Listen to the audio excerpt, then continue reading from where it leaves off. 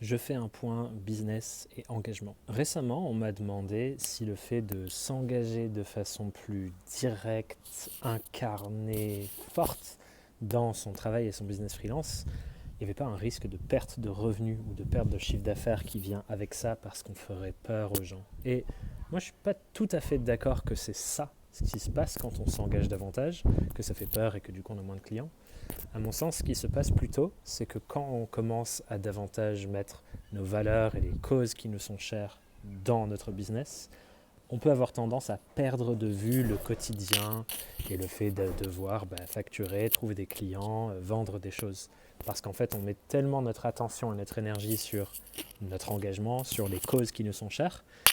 que du coup, on n'est plus dans le quotidien de il faut faire de l'argent parce que l'argent c'est l'oxygène de la boîte, etc.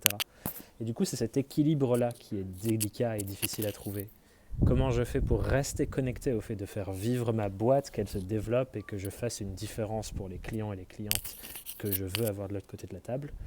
tout en mettant ces causes de la société qui me sont si chères au sein de ma façon de travailler.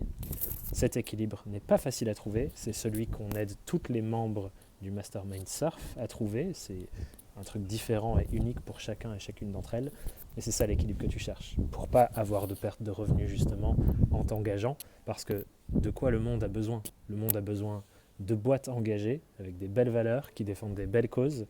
mais que ces boîtes continuent de vivre pour continuer d'avoir de l'impact. Si jamais cette nuance, ça te parle, si tu sens que c'est dur pour toi et que tu as besoin d'aide, n'hésite pas à me le dire et on peut parler de comment on peut t'aider à faire ça.